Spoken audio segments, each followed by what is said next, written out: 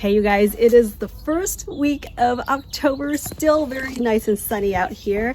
Today I'll take you guys around the garden so you can see the different varieties of sweet potatoes that have been growing, and I'm going to be taking some cuttings, show you guys the different ways that you can propagate these cuttings.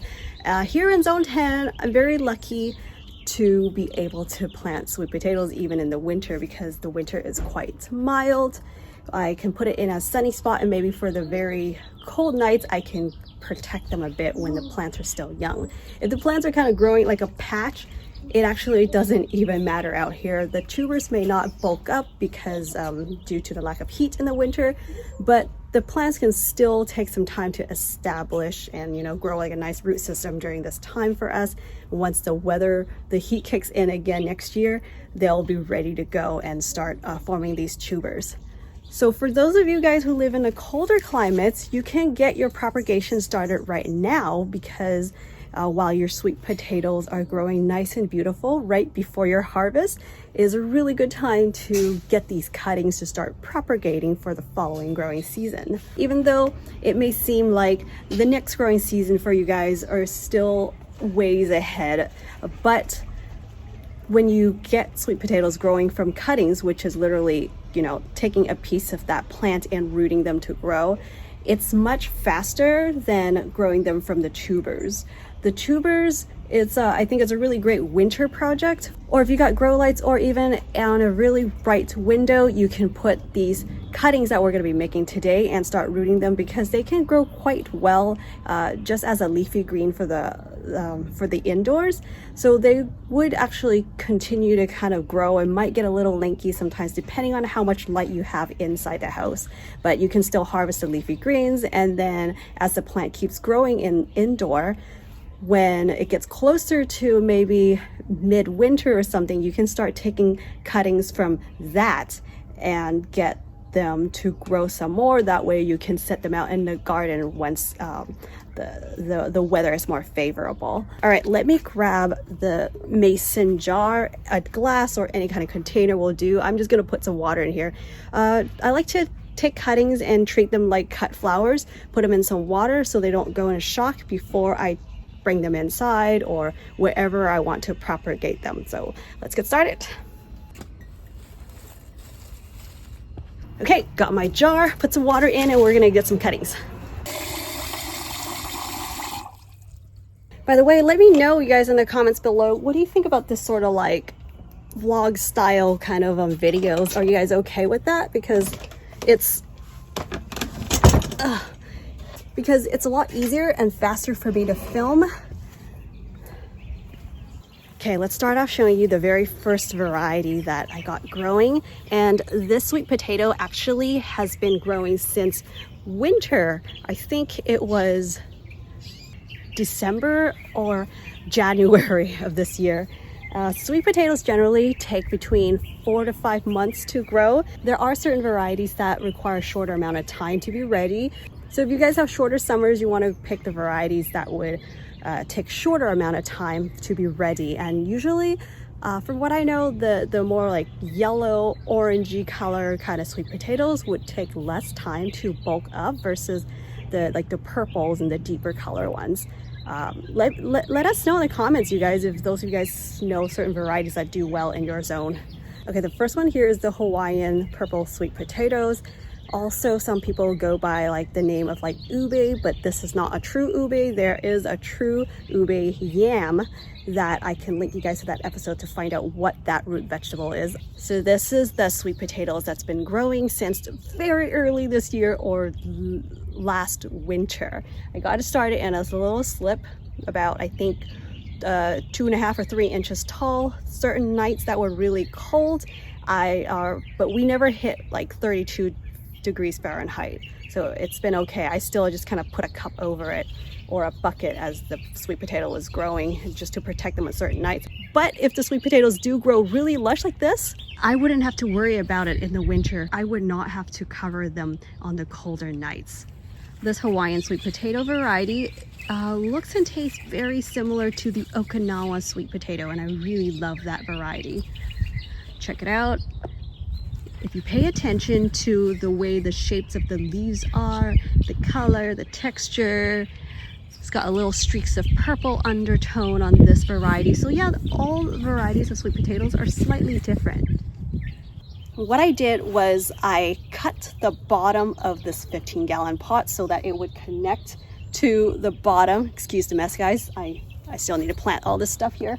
This grow pot on the bottom is connected in a way because I cut there's a hole in this sweet potato pot, so it just kind of like adds a little bit more depth for the roots to grow through. Hopefully that would help because my buddy does that and it works out really well for him. Okay, so let's take the cutting. For the cuttings, I just need to take a few inches from the ends of the stems and give it a snip.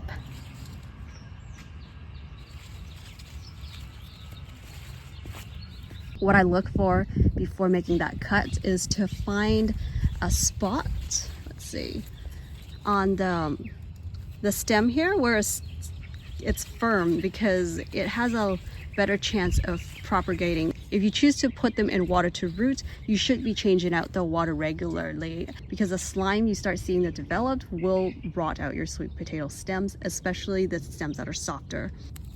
Thank you. There it is. And see how it's not as flexible in this portion of the stem. To remove a few of these. You can actually remove the bigger leaves. Okay. One down. I'm going to cut a few more and then we'll move on to the next one.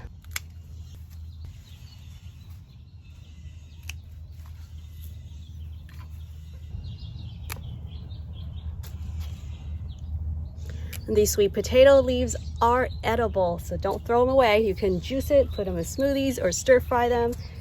I have a video showing you guys one of my favorite ways to eat these. I will put that link below for you to check out. Not every single cutting will make it, so I like to just put a couple extras in here just in case. Okay, here they are. Let's go to the next one. All right, the next sweet potato variety I want to show you is one I so in love with. It is gorgeous. It is so unique. It is one of the newer, very new actually, variety that has been created. And I think it's called like part of their Treasure Island series or something. Check this out, guys. The leaves are purple. The leaves are dark purple. You know how the purple foods have anti-cancer properties. And it's just overall just looks so beautiful. I mean, even though they say that all sweet potato varieties are edible, even the decorative ones, the ornamental ones that don't form tubers, so you can just grow them for the leaves. A lot of times those ones you can find them at like even Home Depot. The purple would come out more in the sun. So when this plant started out, it was a little more on the shade side. And then as it starts spilling over more, it's getting more sun. So yeah, it's picking up the purple really beautifully.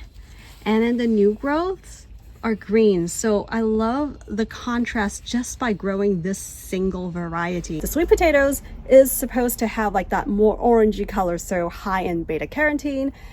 I'm so excited about this variety. And then this third variety is right here, this yellow lime green colored ones.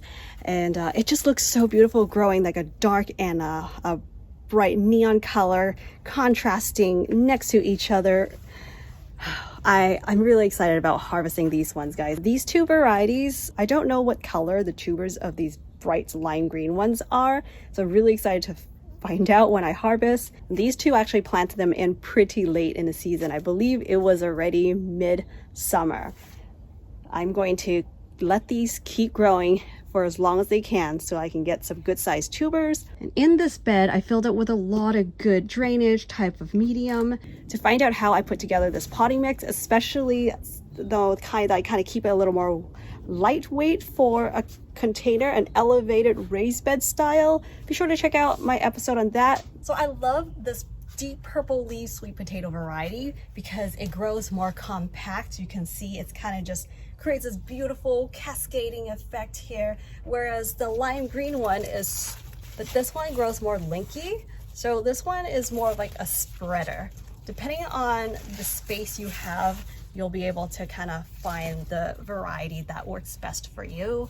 Oh, and I forgot to mention that the purple Hawaiian sweet potatoes also grows very compact. So these kind of more compact, like they grow in like a more bunch, like a bush kind of variety. I love them for smaller gardens, for container gardens, because you can see that this green one, it's more of like a trailing one, and I can kind of train it to go against the backdrop, train it like a vine and let it grow upwards. So that's also actually a good space saver if you think about it, training it to grow like a vine.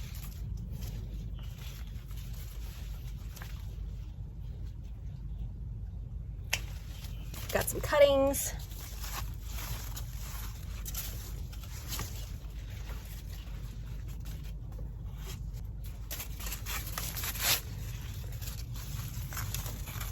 They're so pretty.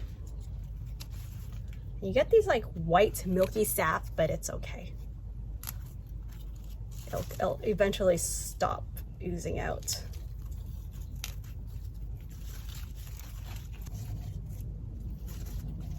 I'm gonna find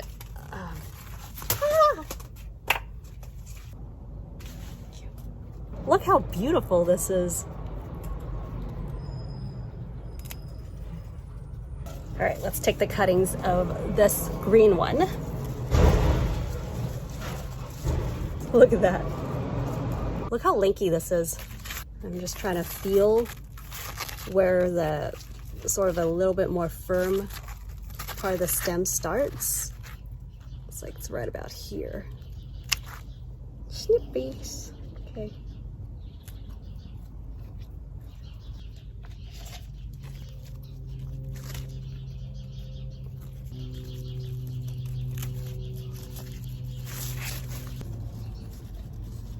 Here are the cuttings of all three varieties. You can see that the water is clouding up. This is kind of like that milky sap that's been oozing out of the fresh cuts of these sweet potatoes. I just need to pour this out and replace some fresh water in here, and it'll be nice and clear. Okay, nice and clear now, you can see that. Let's move on to showing you guys the different ways to propagate these. Okay, since I didn't get a chance to plant these yesterday, I just want to show you guys how fast it is for them to root in water when the temperature is still warm. Look at that. It's just in 24 hours, it's starting to root already. The first method I'm going to share is to plant it directly in the soil. This is a nice sunny spot. Because like I said earlier that we have a mild winter, they can just keep growing out here. So I'm going to just plant it right here. For those of you who are going to actually have a winter, you would plant it in soil, but you would take it inside and grow it, put it under grow lights. So it's pretty simple. Find a nice sunny spot. And I'm just gonna go about a couple inches deep, and you literally just stick this thing in, bury it, and keep the soil moist. That is it. You're gonna start seeing new growth. With this method, especially if you live in a place that is a more arid climate, low in humidity, you're gonna see more leaves starting to wilt, but that's not a problem because you are going to be noticing that the new growth is going to come very soon. So if you're going to grow them indoors, you just need to take a pot and put some potting mix in. Just stick it in there. That's it. And then you can keep it in the sun while the weather is still warm. Once it gets colder, you can start moving it inside and put it in a really bright space. This second method is going to be a little more experimental because this is a newer variety of sweet potatoes I have never grown, so I cannot tell you if the, like say I planted in the soil horizontally like this, just like you would with tomatoes if you want to get more roots growing. Every node you see that the roots are starting to grow already. Since this is a trailing variety, I am very curious that if the root starts to set from different nodes, is it going to grow more tubers that way? Because some sweet potatoes do and some don't. So I guess one way to find out is to give it a try. Just to show you as an example, I'm just going to go ahead and dig a trench, put it down like that, then cover it. And always make sure you water it in well the first time you transplant or put cuttings in the ground. That's it. Let's move on to the next method. This next method is to basically leave it as is. So you will be rooting this in water. You can leave it in this jar. The jar can be kept in a bright, cool space indoors or outdoors in the shade, kind of like a bright, shady area. Usually when it's a little bit cooler, it's less stress on the plant so they can kind of focus on developing roots. Just make sure that the water stays clear. If it starts to cloud up, just change it out. Once you get quite a bit of roots growing, you can transplant it in soil, or you can just keep it in water, let it continue to grow through the season. I have seen sweet potatoes, they're just really hardy. They will continue to grow just in water, but if you can give it a little bit of nutrients in the water, like some diluted worm castings, that would be great. Otherwise, at least they are just going to stay alive through the season until you are ready to transplant them for the next growing season outdoors. Here's another method of growing out your sweet potato slips is by collecting the tubers. So when you harvest them and right when it's maybe about middle of winter or getting closer to spring, you can start sprouting them so that the tuber will grow these new sprouts, and then they turn into cuttings basically that you can then root in water and or plant it in soil to encourage root growth. By then you can transfer them outdoors once the weather is favorable. If you want to learn more about how to grow them from the tubers, you can check out my video. I will link it below. This sweet potato has been in this pot for 2+, I think even 3 years. I believe this is a purple passion sweet potato, and yeah, 3 years old. These bite marks are from mice and rats that ate the top, but then this bottom one, this was new. This was from this year, guys. This is just an example to show you how hardy sweet potatoes are. You really can't kill them. The last method is to root them in water, but this is aerated water, meaning that it has this bubbler inside, and there's so much calcium deposit. The water is so hard, you guys, but I need to add more water in here. Anyway, it just goes on 24/7 or for as long as you want, and you can turn it off. This is a cloning machine called the Oxyclone. I really love that this does all the work for me. I don't need to change the water out because it keeps bubbling and aerates it. Just like that, and then I put it in. Because the aeration that's going on inside of this tank helps to provide oxygen, and it speeds up the entire rooting process. Also, there's just a lesser chance of causing the stems to rot because there's oxygen in the water, and I don't have to change the water out like you would if you were to put them in a jar. And then when you look up, I have a grow light, so this whole setup makes it very easy for me to root my cuttings. I wouldn't say that the system works for everything, but a lot of the water-loving plants will do very well on this. If you guys are interested in something like this, I will put a link down below for you to check out. Thank you guys so much for joining me out here in the garden today, and I hope you guys had enjoyed this episode. If I miss out on any methods on like how to propagate them, share with us below what's your favorite ways to propagate your sweet potatoes. And if you guys want to see more content like this, be sure to hit the subscribe button if you have not. Like, share this video, and if you're looking for plants and seeds, don't forget to check out my store. I will leave that link in the description box below. Thank you so much. Have a lovely day. I will see you right back here in the next one. Bye, guys.